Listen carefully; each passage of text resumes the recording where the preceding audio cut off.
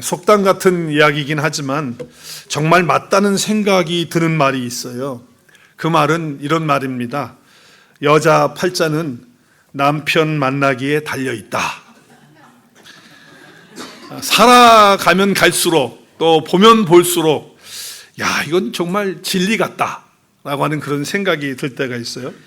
제가 중고등부 시절에 교회에 우리 학생분들 중간에 여자아이들이 꽤 많았어요. 남자보다 여자가 더 많았는데 그때 예쁘고 반짝반짝거리는 여자아이들이 있었어요.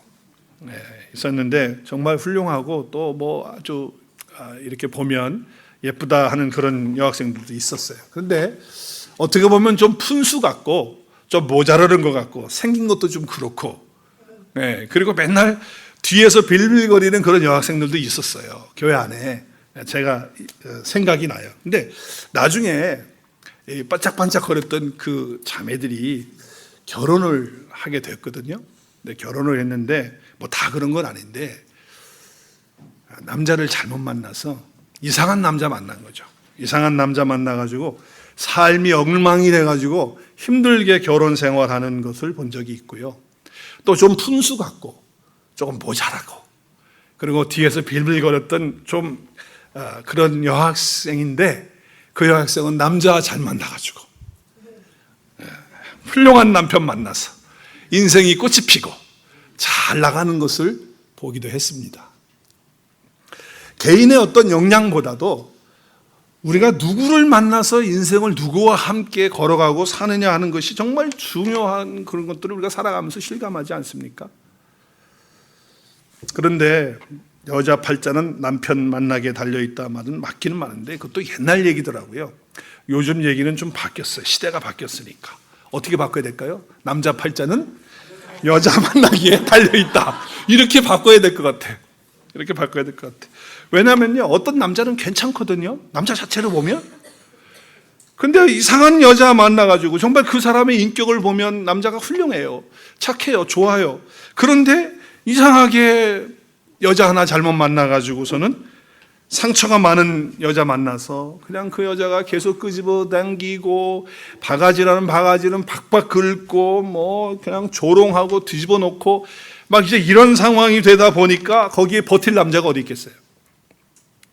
그래서 처음 결혼해서는 많은 투쟁을 하고 그것을 이기겠다고 했지만 나중에는 이제 포기하고 인생이 정말 괜찮은 남자였는데 엉망이 되는 그런 상황이 될 때가 있죠. 반면에 남자는 좀 개인적으로 보면 좀 부족해요. 좀 모자라는 것 같아. 근데 여자를 만났는데 너무 좋은 여자를 만난 거예요. 그래서 참 훌륭한 여자를 만났어요. 그래서 이 남편은요, 그 여자 때문에 늘 행복한데 어떻게 행복하냐? 남편이 뭘 조금만 잘해도 거기에 감동을 먹어가지고 와, 당신 대단해요. 너무 잘했어요. 막 이러면서 남편을 놀라게 해주는 거예요. 남편은 아무것도 아닌데 그걸 가지고 부인이 막 너무 막 감동을 받고 막 그렇게 표현하니까 말이죠. 또 남편이 조금만 뭘 좀 도와줬더니 거기에 그냥 너무너무 잘해가지고 부인이 그 남편 하면서 기절하는 막 그런 장면이 있는 거야. 그러니까 부족하고 형편없는 남편이었는데 결국은 참 훌륭한 남편이 되고 제대로 되는 남편이 되더라는 것이죠. 저는 어디에 해당할까요?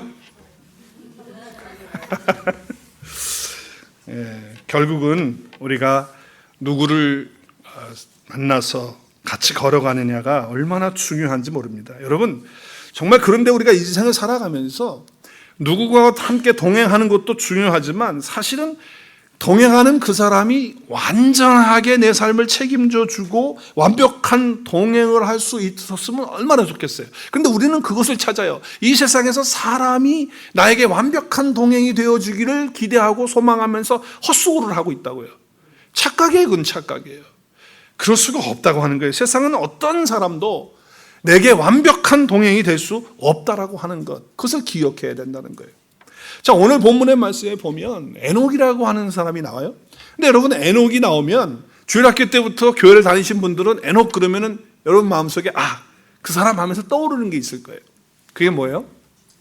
죽음을 맛보지 않고 하나님 나라로 올라간 사람. 이렇게 이제 뭐 노래도 있고 뭐 주일학교 선생님들이 가르쳐 주기도 하고 또 성경을 읽으면서 그게 또 우리 마음속에 오죠. 에녹만이 그런 것이 아니고 하늘로 바로 올라간 사람이 또 한 사람이 있죠. 선지자 중에 누구죠? 엘리야라고 하는 사람도 불병거를 타고 회오리바람과 함께 죽음을 맛보지 않고 하나님 나라로 간 사람입니다.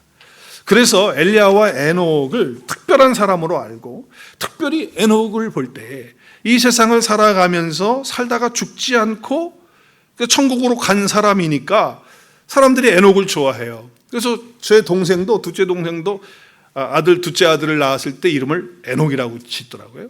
에녹. 그래서 제 조카 하나가 에녹이 있는데 그래서 다 에녹같이 되었으면 좋겠다는 거예요. 그게 뭐예요? 죽음이라는 것이 참 우리에겐 절망이고 우리에게 참 힘든 일인데 그 죽음을 맛보지 않고 하나님 나라로 갈 수 있다고 하니까 바로 직행을 하니까 죽음을 통과하지 않고 좋겠다라고 하는 마음으로 부러워하기도 하고 그런 신앙의 삶을 좀 살다가 갔으면 좋겠다는 생각을 하면서 흠모한다라고 하는 것이죠. 근데 여러분, 그리스도인들에게서 죽음은 절망이 아니에요. 우리가 무슨 죽음이 절망입니까? 그리스도인들에게는 죽음은 자유이고 죽음은 해방이고 죽음은 우리가 어떻게 될까? 영혼을 향해서 가는 전환점이 되는 것이지 그게 우리가 어떻게 절망입니까? 죽는다고 끝입니까? 아니죠. 만약에 죽음이 끝이라고만 생각한다면 그것은 신앙의 능력도 아니고 신앙의 확신도 아니에요. 그건 그리스도인이라고 할 수도 없는 거예요. 이 세상의 삶이 끝이다? 나는 그렇기 때문에 이 세상 사는 것이 끝이기 때문에 죽음이 두렵다고 한다면 그 사람은 그리스도인이 될 수가 없는 것이죠. 자, 그러니까 죽음을 보지 않고 천국에 갔다는 것이 사실은 그렇게 부러울 것이 없다는 거예요. 여러분, 죽은 다음에 천국 못 갈 것 같아서 두려우세요? 너는 천국 아니야 그런 말 들을까 봐 그래서 늘 불안해서 떨면서 그러면서 신앙생활을 하고 있어요? 그런 확신이 없이 살아간다고 한다면 그건 그리스도인이 아니란 말이에요.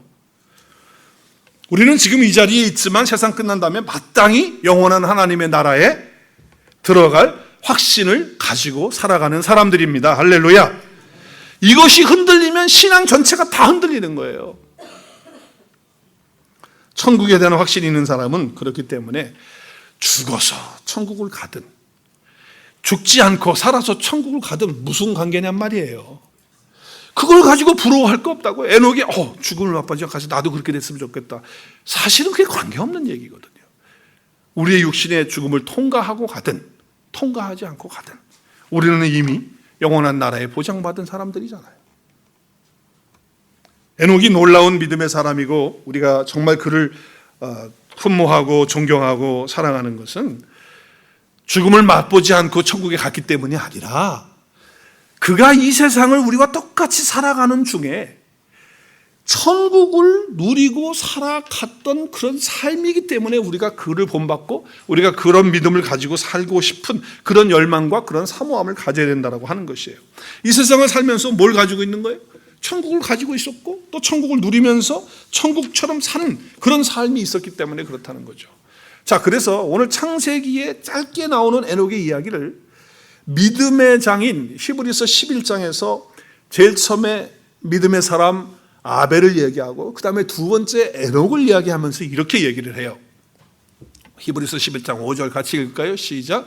믿음으로 에녹은 죽음을 보지 않고 옮겨졌으니 하나님이 그를 옮기심으로 다시 보이지 아니하였느니라. 자, 여기 보면 그래 하나님께서 지금 죽음을 맛보지 않고 옮겼다. 그래서 그를 그냥 옮기심으로 보이지 않았다고 이렇게 하니까 우리는 그냥 고만. 사실 근데 이 말씀 속에 들어있는 의미가 있고 뜻이 있어요. 하나님이 그를 옮기심으로 다시 보이지 않았다고 하는 얘기는 자, 우리가 죽음이라고 하는 것을 통과하지 않고 하나님 앞에 이렇게 바로 갈 수 있는 에녹의 삶을 통해서 한 가지를 깨닫는 것이 있다면 이거예요.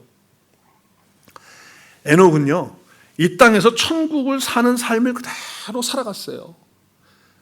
먹고 시집가고 장가가고 애를 낳고 손자 낳고 이렇게 삶을 우리가 똑같이 살았거든요. 살았는데 그가 죽음을 보지 않고 맛보지 않고 하나님이 그냥 그 산채로 옮길 수 있었던 것은 그가 이 땅에서 삶을 살아가지만 천국과 똑같은 삶을 살았기 때문에 하나님이 아무 과정 없이 그를 데리고 가도 아무 문제가 없는 사람이에요. 만약에 저 같으면요, 지금 하나님 나 데려간다고 하나님 저 안 되는데요, 잠깐만요, 저 이거 해결해야 되고 이 문제도 있고 저는 이렇게 더럽고 추한데 이게 좀 안 돼요, 안 돼, 일치가 안 돼. 그런데 지금 에녹은요, 지금 하나님 앞에서의 삶을 살았고 그 정말 믿음으로 살았고 그리고 정말 천국의 삶을 이 땅에서 똑같이 살았기 때문에 하나님이 그를 천국에 딱 옮겨놔도 아무런 문제가 없는 사람이었다는 것을 말하고 있는 거예요. 그렇기 때문에 우리가 정말 흠모하고 우리의 삶 가운데 믿음으로 살기 위해서는 정말 다른 거 아니에요. 믿음으로 하나님과 교제하면서 내 인생의 문제 여러 가지 어려움이 있고 또 해결하지 않은 문제들도 있고 닥치는 것들이 있다 할지라도 그럼에도 불구하고 천국을 살아가는 이 땅의 삶이 돼야 된다라고 하는 거예요. 이게 믿음의 사람입니다. 할렐루야. 저 여러분이 그런 삶을 살아야 돼요. 자, 이 말을 간단하게 오늘 창세기에서 두 번에 걸쳐서 에녹의 삶을 평가하면서 이야기하고 있어요. 오늘 22절에서 뭐라고 말합니까? 무두셀라를 에녹이 낳았어요. 낳은 다음에 몇 년을 살았어요? 300년을 하나님과 동행하면서 살았다는 거예요. 하나님과 동행했다는 거예요. 영어에 보니까 뭐예요? 함께 걸었다는 거예요. 하나님과 함께 걸었어요. 에녹은요, 하나님과 함께 걸어가는 그런 사람이었다. 동행하는 사람이었다. 근데 24절에서도 에녹을 평가하면서 또 뭐라고 얘기하느냐? 24절 시작. 에녹이 하나님과 동행하더니, 똑같은 말이에요. 지금 3절, 4절에 불과한 에녹에 대한 평가를 말씀하시면서 정리하면서 두 번에 걸쳐서 하나님과 동행하며 하나님과 동행하더니라고 하는 말씀을 하고 있어요. 자, 그렇기 때문에 천국을 이 땅에서 삶을 살아간다라고 하는 것, 우리가 지금 천국에 가 있지 않지만 이 땅의 삶을 천국처럼 살아가는 사람은 어떤 사람이냐? 하나님과 동행하는 사람이라는 거예요. 하나님과 함께 걸어가는 사람이라고 하는 거예요.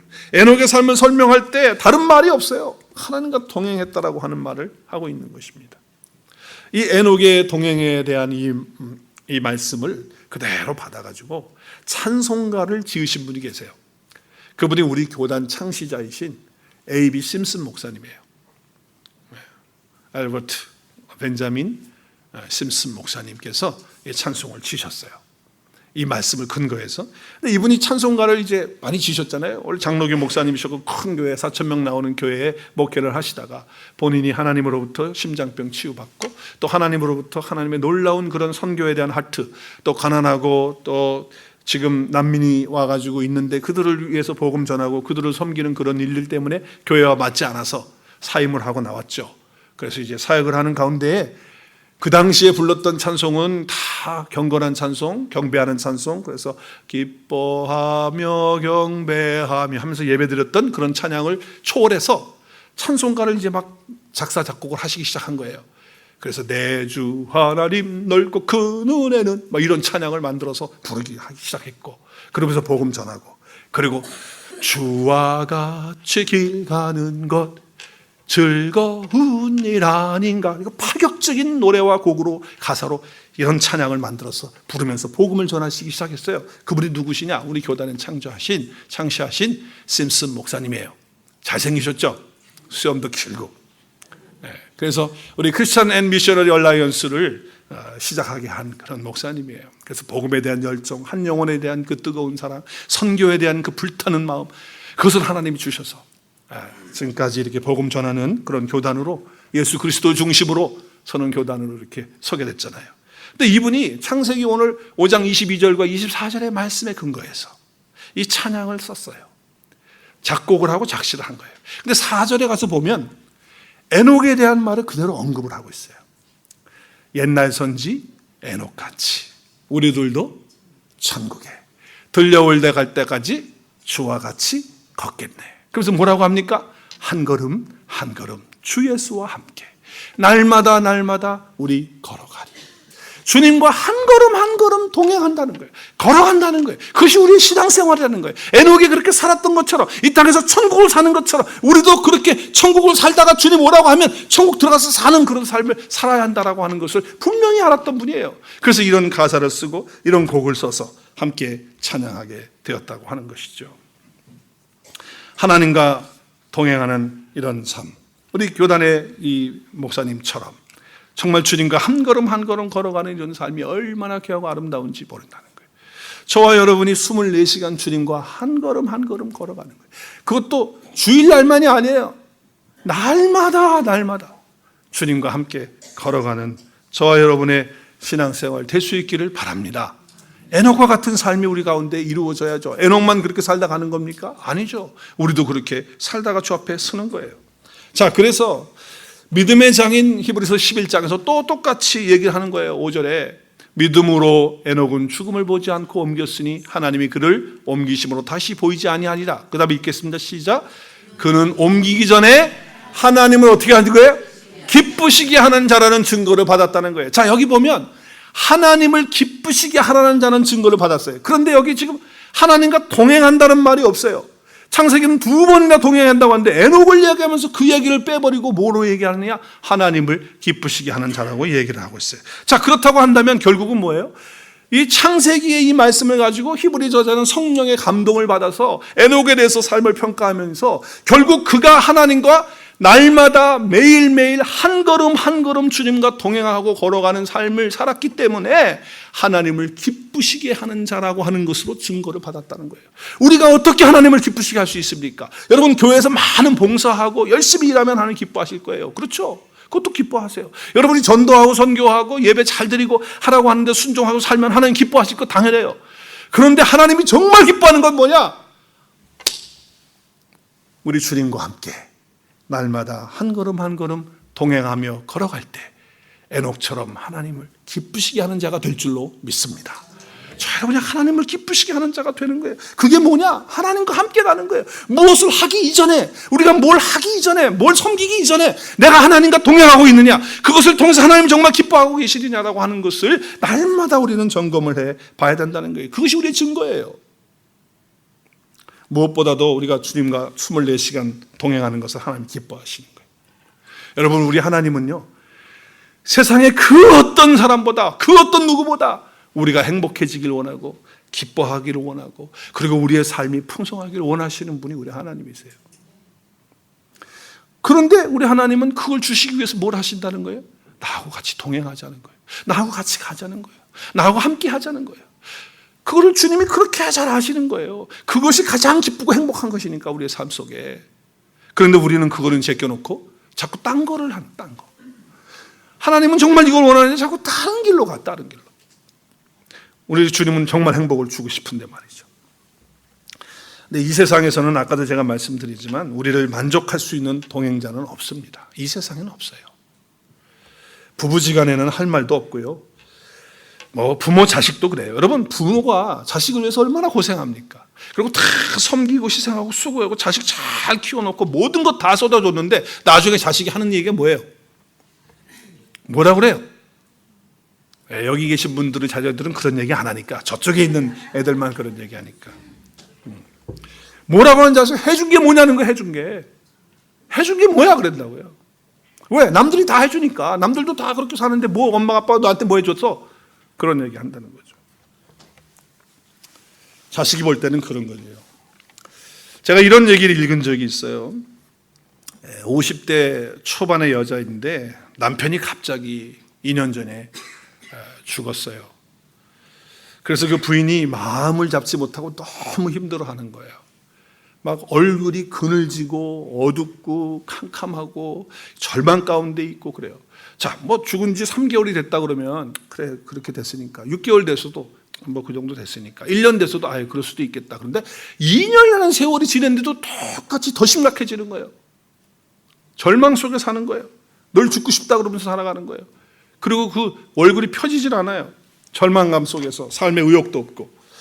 근데 2년 전에 남편이 죽었는데 아직까지도 그 남편을 그렇게 그리워하는 거예요. 그런데 거기에는 이유가 있었어요. 그 남편이 정말 좋은 남편인 거예요. 정말 착한 남편인 거예요. 정말 착한 남편인 거예요.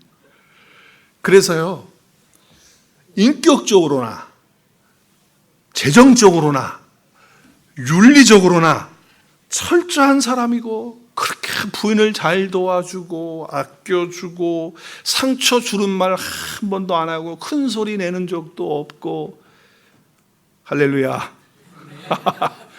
그런 남편이었던 거예요. 읽어보니까 그런 남편이었던 거야. 그러니까 그 남편이 갑자기 그것도 병원에 몸이 안 좋아가지고 종합검진 받으러 갔다가 병원에 어떤 그 의료사고로 실수로 인해서 뭐가 터져가지고 갑자기 사망하게 된 경우니까 더 충격을 받았겠지만, 자, 그런 상황 속에서 그냥 남편이 돈도 잘 벌어다 주지, 자상한 아빠지, 자기에게는, 그 부인에게는 정말 얼마나 위로가 되고 힘이 되는, 그리고 그렇게 이해해주고 잘해주는 그런 거예요. 그러니까 비리 같은 것도 한 번도 내본 적이 없는 거예요. 남편이 다 챙겨서 하고 그러는 거예요. 자, 그런데 남편이 병원에 입원했다가 갑자기 죽어버렸어요. 그러니까 시간이 2년이 지나도 어떻게 해요? 그게 해결이 안 되는 거예요. 왜냐하면 자기는 남편이 완전히 자기 삶의 울타리였거든요. 그런데 그 울타리가 무너져버리고 만 거예요. 그러니까 이제 앞으로 내 인생은 어떻게 사냐는 거죠. 살 길이 없다는 거예요. 그래서 절망하고 우울증 속에 빠져가지고 죽겠다고 하는 그런 마음속에 있는 거죠. 제가 그 글을 읽으면서 이 부인, 좋은 남편을 만난 이 부인이 정말 좋은 동행이었나? 이 남편하고? 정말 좋은 동행이었나? 이 정말 완벽한 동행이었다고 여러분 생각하세요? 반면에 정반대 집안이 있었어요. 이 집은 남편이 죽은 지가 3개월밖에 안 돼. 근데 이 남편은 어떤 남편이냐? 부인의 속을 팍팍 끓고 부인의 속을 새기는데 얼마나 속이는지 그냥 부인 속이 그냥 다 썩었어. 너무 힘든 거예요. 왜냐하면 일도 잘 안 하면서 돈도 안 벌어오면서 부인이 시장에 가서 일해가지고 돈 벌어오는 거 다 달라고 해가지고 가서 술 퍼마시고 놀고 쓰고 그냥 그러고 다니는 거예요. 그런 주제쯤 되면 가만히 있어야 되는데 그 주제에 또 바람까지 피우는 거야. 집에 와서는 행패 부리고 말이죠. 이런 상황 속에 사는 그런 남편을 보는데 그 남편이 술을 너무 많이 퍼마시다 보니까 간에 무리가 돼가지고 간암이 걸렸어요. 그래서 투병하다가 3개월 전에 남편이 세상을 떠난 거예요. 그런데 그 집안에는 꽃이 피었다 그 말입니다. 이게 어떻게 된 거예요? 두 남편에 대한 얘기를 읽으면서 좀 혼돈이 되더라고. 어떤 것이 정말 좋은 것인지 알 수가 없는 거예요. 너무 잘해주면 안 되겠다라고 하는 생각도 들고. 좀 극단적인 얘기긴 하지만 여기서 중요한 진리가 있어요. 아무리 좋은 동행도 나의 근본적인 절망과 나의 존재적인 고통과 그 죽음까지는 해결하지 못한다라고 하는 거예요. 그래서 인간에게 있어서는요, 절대로 완벽한 동행자가 없다는 거예요.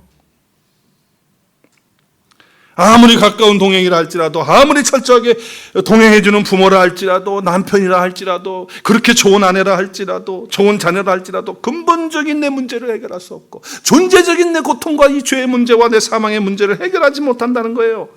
죽음을 뛰어넘지 못하는 동행이 완벽한 동행이 될 수 없잖아요.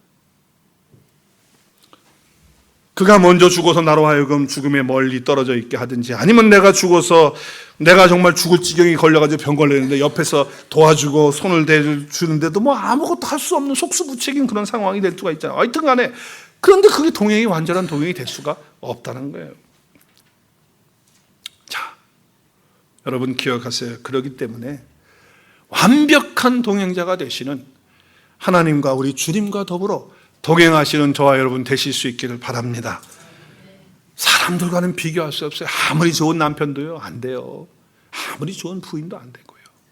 정말 우리 주님만이 온전한 우리의 동행자가 될 때에 우리 하나님이 기뻐하시는 거예요. 그래서 하나님이 기뻐하는 거예요.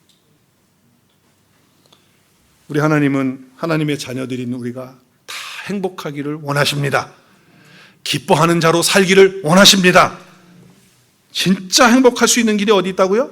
하나님과 동행하는 거예요. 하나님과 동행하는 거예요. 우리의 창조자 되시고 우리 인생의 주관자 되시고 구원자 되시는 그분이 나의 동행자시고 그분이 나와 함께 연합되어서 내 안에 함께 계신다고 한다면 무엇이 두려워요? 무엇이 염려가 있고 무엇이 걱정이 있고 저 무엇 때문에 여러분의 삶을 절망 가운데 넣습니까? 그럴 수 없는 거예요. 내가 지금은 이해가 되지 않지만 내가 계속 불안한 것들이 내 삶 속에 있긴 하지만 그렇지만 궁극적으로 인도해 주시고 나와 동행해 주시는 분이 계신다고 한다면 그분은 죽는 분도 아니고 없어지는 분도 아니고 영원히 계시는 그분께서 나의 동행자가 되신다고 한다면 우리는 우리 가운데 참된 여유가 있고 참된 자유가 있고 참된 기쁨이 있고 참된 행복이 있을 줄로 믿습니다. 영적인 안목까지 가보면 이런 거예요. 여러분, 어떤 대가를 지불하더라도 하나님과 동행하는 그 사건이 그 일이 시작이 되어지는 것이라고 한다면 그것은 어떤 것이라도 치를 받는 가치가 있는 거예요. 쉽게 예를 들면 너무 힘든 일 때문에 너무 고통스러운 일 때문에 새벽에 나가서 기도하지 않을 수가 없는 거예요. 정말 울부짖으면서 하나님 앞에 나가서 말씀 붙들고 묵상하면서 그 말씀 가운데서 내가 하나님 앞에 교제하면서 기도하지 않을 수 없는 그런 상황이 되었는데 그런 상황을 거치면서 주님과 동행하는 게 이런 거구나. 주님과 함께 산다는 것이 이런 거구나 하는 것을 깨닫게 되고 그렇게 동행하는 삶을 살게 됐다고 한다면 그 고통과 그 아픔은 어떤 것입니까? 하나님의 축복이고 또 우리가 감사해야 될 것들이라고 하는 것이죠. 어느 자매가 정말 좋은 남편을 만나서 살아요. 그런데 갑자기 자기가 불치병에 걸린 거예요. 병원에서 병명도 몰라. 뭐 어떻게 해야 될지 모르는 거예요. 근데 고치지 못할 병이라는 거예요. 언제 죽을지 모른다는 거예요. 자, 이런 선고를 받고서 남편은 옆에서 좋은 남편이니까 부인 옆에서 손잡아주고 챙겨주고 때로는 같이 울어주기도 하고 그렇게 하는 거예요. 근데 부인에게 별 도움이 안 되는 거예요. 조금 도움 됐다가 결국에는 나중에 부담되는 거예요. 내가 언제 죽을지도 모르고 이런 불치병에 걸려있는데 내 남편이 자기 삶을 살아야 되는데 나 때문에 걸림돌 돼서 살지 못하는 것 때문에 더 막 자기가 프레셔가 되고 막 부담이 되고 힘들어지면서 더 마음이 무거워지는 그런 삶이 되는 거예요. 그래서 절망 가운데 있는 거예요. 그래서 내가 괜히 이렇게 살아서 뭐하나 내 남편을 위해서라도 내가 먼저 가야 되지 않나 막 이제 이런 생각 속에서 절망 가운데 사는 거예요. 그런데 어느 분이 와서 그분에게 복음을 전했어.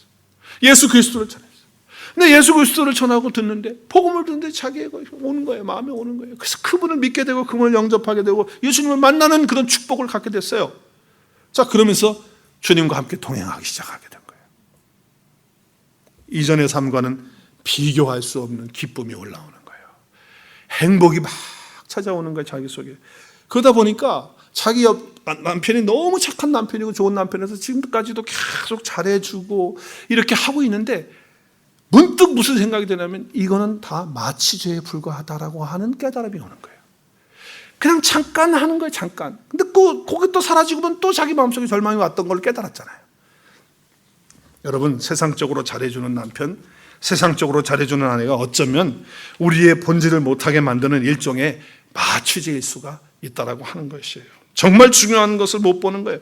정말 불치병 때문에 걸린 것 때문에 절망 속에서 주님 만나고 하나님 만나고 보니까 주님 동행하는 거 시작하면서 삶을 시작하다 보니까 너무 기쁘고 행복하게 된 거예요. 그러면서 자기 남편에게도 예수 믿을 걸 권면하고 그래서 남편도 예수 믿고 이제 주님 앞에 나오게 되는 그런 삶을 살게 되니까 그 남편과 함께 믿음 안에서 동행의 삶을 시작하니까 자, 주님과 먼저 동행하고 그리고 이제 남편과도 함께 아내와 함께 동행을 하는 삶을 시작하니까 과거의 그 삶하고는 비교가 안 되는 그런 아름다움의 삶이 그 부부 가운데 이루어지게 된 것입니다. 할렐루야. 여러분의 가족 가운데도 여러분의 부부 가운데도 이렇게 주님 안에서 이루어지는 동행이 있어지기를 주의 이름으로 축복합니다. 이것이 진짜 행복이고 진짜 이게 기쁨이에요. 자, 그러면 우리가 24시간 주님과 함께 동행하려면 어떻게 해야 되는가? 어떻게 할 때 우리가 주님과 동행하는 것이냐는 거예요. 여러분, 주님과 동행한다라고 하는 건 절대로 장소의 개념이 아니에요. 어떤 곳에 가 있으면 하나님과 동행하는 겁니까? 이단들이 잘 사용하는 얘기예요. 이곳에 와야지만 어떤 울타리를 만들어 놓고 이곳에 들어와야지만 뭐가 되는 것처럼 자꾸 얘기하는 거는요, 이거는 잘못된 것입니다. 교회에 와 있으면 하나님과 동행하는 것입니까? 그럼 여러분 교회 밖에 가면 어떻게 되는 거예요? 그러니까 자꾸 이중적인 생활하는 거예요. 기도원에 가 있어야지만 하나님과 동행하는 겁니까? 그게 아니잖아요. 또 한 가지는 환경 속에 들어가 있으면 안 돼요. 어떤 환경 속에. 그것이 하나님과 동행하는 것이라고 하면 잘못된 거예요. 환경의 개념이 누구하고 같이 있으면 하나님과 동행하는 거고 저 인간하고 같이 있으면 하나님과 동행하는 거 아니고 이건 있을 수가 없는 거예요. 어떤 집회에 가 있으면 내가 동행하는 거고 어떤 모임에 가 있거나 아니면 어떤 성경 공부 모임에 가 있으면 또 내가 어떤 음악을 들을 때는 주님과 동행하는 거고 지금 뽕짝을 듣고 있는 때는 주님과 동행 안 하는 거고. 여러분, 창세기 22장의 말씀에 보면 아까 에녹이 300년을 하나님과 동행했다고 그랬어요. 그리고 뭐 했어요? 한 게 뭐예요? 그러면 맨날 자녀만 낳았어요, 에녹은? 지금 18절에도 그렇고 19절에도 그렇고 계속해서 자녀를 낳았다 계속 얘기합니다. 창세기 5장은 아담의 후손들의 자녀들을 쭉 이름을 나열하고 있어요.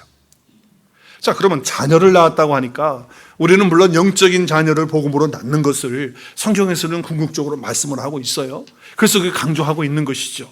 그런데 지금 이 문맥상으로 보면 자녀들을 낳았다라고 하는 이것은 자녀만 낳고 살았다는 것이 아니고 우리가 삶을 한번 보자고. 우리의 삶을 여러분은 그냥 자녀만 낳고 그냥 가만히 살았습니까, 지금까지?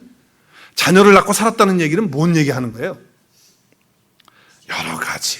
뭐 기저귀 가는 것부터 시작해서 자녀 먹여 살리기 위해서 왜 미국 왔습니까? 자녀 때문에 왔습니다. 왜 돈 법니까? 자녀들 때문에.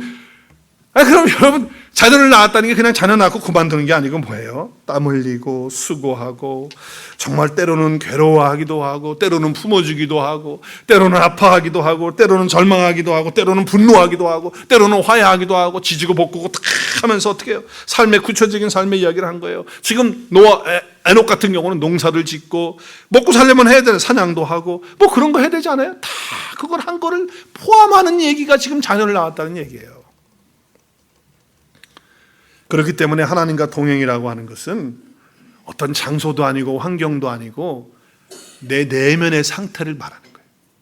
내 영적인 상태를 말하는 것이 하나님과 동행하는 거예요. 하나님 한번 따라하겠습니다. 하나님, 주님과 동행이란 나의 내적인 상태, 나의 영적인 상태를 말하는 것입니다. 나의 영적인 상태를 말하는 거예요. 그것이 하나님과 동행하는 것을 말하는 것이라는 거예요. 자, 그래서 히브리서에 가서 보면 에녹에 대해서 이야기하면서 6절에 이렇게 얘기해요. 시작. 믿음이 없이는 하나님을 기쁘시게 하지 못하나니 하나님께 나아가는 자는 반드시 그가 계신 것과 그가 자기를 찾는 자들에게 상 주시는 이심을 믿어야 된다. 자, 하나님과 동행하는 것은 뭐라고 했어요? 우리 내면의 상태, 내 영적 상태를 말하는 건데 그 상태를 두 가지로 얘기하는 거예요. 그게 뭐예요? 첫 번째는 하나님이 항상 살아 계시다는 것을 아는 것입니다. 할렐루야.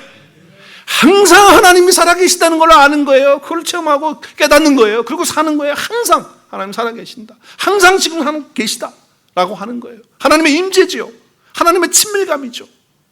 그리고 자기를 찾는 자에게 상 주시니입니다. 우리 하나님도 동행한다는 건 뭐예요? 우리 하나님은 늘 두 팔을 벌리고 기다리고 계세요. 언제든지 내 품에 와서 함께 하기를 원하시고 기다리시고, 그리고 오는 자들에게 하나님은 뭐예요? 은혜 베푸시고 축복 허락하시고 응답 주시고 상을 주시는 그런 분이시라는 것을 믿고 깨달고 아는 것. 그러니까 이게 하나님과 동행하는 것은 영적 상태를 말하는 거예요. 자, 우리 삶 가운데 하나님과 함께 가일 수 있는 곳이 아니다라고 생각하는 곳에 있다라고 한다면 어떻게 되는 걸까요? 지금 내가 있는 이곳에, 내가 있는 이 장소에, 내가 지금 이 자리에 있는 것은 하나님이 함께 동행할 수 없다라고 하는 것으로 느끼는 장소라면, 그리고 그런 곳이라면 어떻게 돼요? 그거는 지금 하나님과 동행이 어떻게 됐다는 거예요? 끊어지고 있는 거예요. 막히고 있는 거예요. 분명히 말하지만 하나님과 동행이 깨어지는 순간은 바로 그런 순간이에요. 그것이 아픔으로 자리 잡기 시작하고 또 어떤 부분에 있어서는 무너지기 시작하는 그런 삶의 그런 부분들이 없는 거예요. 또 하나님 앞에서 내가 정말 이 시간은 이렇게 보내면 안 되는데 이런 시간을, 쓸데없는 시간을 보내고 있다면 그 하나님과 동행하고 있지 않는 거예요. 우리가 어떤 말을 하는 데 있어서 이런 말이 나간다는 건 뭐예요? 하나님과 동행하는 사람의 말이 아니야, 그거는. 그러면 내가 막 이상한 말하고 막 뭐 말도 안 되는 말하고 세상에서도 잘 하지 않는 말을 막 내가 내 입에서 나간다고 한다면 그 순간에는 하나님과 동행이 끊어진 거예요. 혹은 하나님과 함께 있기는 하지만 하나님이 나와 함께 있는 것이 부담스러워. 이 순간에는 지금 하나님이 함께 안 계셨으면 좋겠어. 좀 고통스러울 때가 있죠. 이거 다 하나님과 동행이 깨지는 거예요. 또 혹은 하나님과 함께 있다고 하면서 내게 주어진 것으로 만족하지 못하고 있는 거예요. 하나님과 함께 있는 것 맞아요. 그래요. 알아요. 깨닫고 있어요. 그런데 이것이 안 채워진 것 때문에 마음이 아프고 괴롭고 또 그냥 뭔가가 불편하고 불만족스럽고 마음속에 그렇다고 한다면 그것도 뭐예요? 하나님과의 동행이, 주님과의 동행이 깨지고 있는 거예요. 하나님과 동행이라고 하는 것은 그것만으로 모든 것이 만족스러울 수 있을 때 하나님과 동행이 되는 것입니다. 여러분, 어떤 조건 중에 하나라도 지금 해결이 안 돼서 그것 때문에 긍긍정정하면서 그것 때문에 염려하면서 걱정하면서 불편하다고 하면서 힘들어하다고 한다면 뭐 그런 표현을 하고 그런 말을 하고 그런 마음을 갖고 있다면 지금 그 상태가 어떤 거예요? 하나님과 동행이 안 되는 상태예요. 하나님과 동행은 그렇기 때문에 결국 예배 생활입니다. 예배 생활이에요. 삶의 모든 순간, 모든 곳에서 예배가 일어나고 있는 거예요. 그것이 하나님과 동행이에요. 우리가 하루에 24시간이에요. 하루에 24시간, 1년이면 며칠이에요? 365일 동안 예배를 드리는 거예요. 여러분 그렇게 할 수 있다고 생각하세요? 혼자 아멘 하세요. 여러분은 그렇게 될 수 있다고 생각하세요? 주님이 나와 연합돼서 함께 계신다고 한다면 어느 곳에 가든지 예배니까 365일 예배자가 되고 예배를 드리는 거예요. 무슨 일을 하든지. 할렐루야. 이것이 하나님과의 친밀감이고 이것이 하나님과의 임재예요. 이것이 하나님과 동행하는 것이라는 거예요. 에녹은 그렇기 때문에 하나님과 동행하면서 천국 생활을 한 거고 예배자의 삶을 산 거예요. 이것이 어떻게 가능한가? 히브리서서는 분명히 말해요. 어떻게 가능하냐? 믿음으로 가능하다. 믿음으로 가능하다는 거예요. 믿음으로. 몸은 이 세상에 있지만 오늘도 나를 격동하게 만들고 나를 두려움에 빠지게 만들고 현실 가운데 있지만 너무 힘들고 어려운 그런 삶 가운데 있을 때 우리로 하여금 예배를 가능하게 하는 것, 힘든 상황 속에서 하나님과 동행하게, 주님과 동행하는 삶을 가능하게 하는 것, 그래서 궁극적으로 승리하는 삶을 사는 것, 이것이 하나님과 주님과 동행하는 삶이라고 하는 거죠. 여러분의 삶이 이런 주님과의 동행이 끊임없이 365일 24시간 계속 되어지기를 주의 이름으로 축복합니다. 근데 이게 잘 안 된다 그 말이에요. 죄송해요. 잘 안 돼요. 24시간 있는데 그게 잘 안 돼요. 여기 위해서는 우리의 노력이 필요합니다. 여러분 하나님과 동행하지 않는 삶을 알면서도 방치해두면 안 돼요. 내가 느끼고 있어요. 하나님과 나와 함께 하지 않는 것 같고 동행되어지도 않는 것 같고 내가 주님과 한 걸음 한 걸음 걸어가지 않는 것 같이 느끼면서도 그냥 뭐 교회 가면 또 되는 거지 뭐 이렇게 해서 그냥 넘겨버리지 말라는 거예요. 노력하셔야 돼요. 이중적인 잣대로 재지 마세요. 교회 와서 뭐 하나님과 동행하면 되고 또 뭐 나머지로 뭐 그냥 대충 살고 목사님한테 안 걸리면 되는 건데 뭐 그냥 대충 그렇게 해가지고서 하면 다 무너지는 거예요. 삶 다 무너지고 하나님과 동행. 목사님이 보고 안 보고 무슨 관계가 있어요? 한번 따라 하십시다. 주님과 24시간 동행하기 위해서 투자해야 합니다. 사모해야 합니다. 노력해야 합니다. 몸부림치십시오. 몸부림. 그럼 어떻게 하면 좋으냐? 제가 몇 가지 제안할게요. 2가지. 교회 모든 공적 예배에 열심히 참석하세요.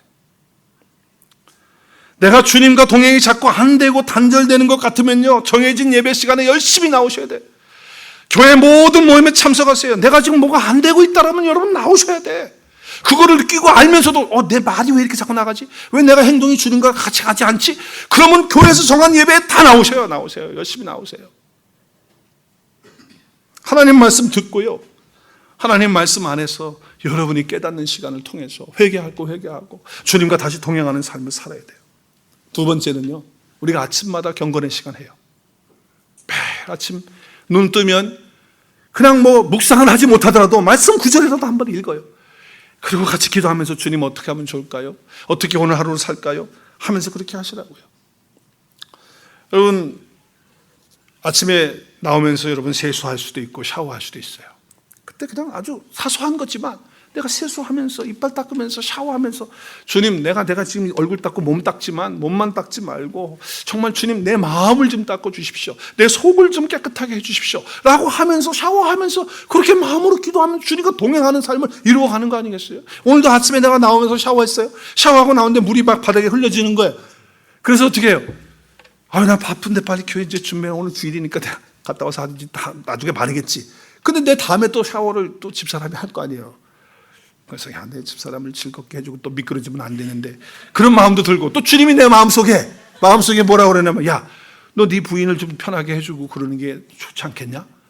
그렇죠 주님 그렇게 해야 되겠죠. 그래요 제가 좀 번거롭지만 닦을게요. 그리고 닦았다고 그랬더니 주님이 뭐라고 내 마음속에 하니까 딱 그렇게 좋지. 예 좋아요 기뻐요. 아무것도 아닌 사소한 것들이지만 그냥 주님과 연결해서 모든 것을 의식하면서 이렇게 생활을 하고 살게 되면 그런 노력이 우리에게 필요한 거예요. 그리고 아침에 일어나면 주님과 대화하시고 아침 말씀 묵상 보내주는데 그거 보고 또 요즘에 통독 성경을 하니까 얼마나 좋아요. 드라마식으로 성경 읽으니까 쏙쏙 들어오잖아요.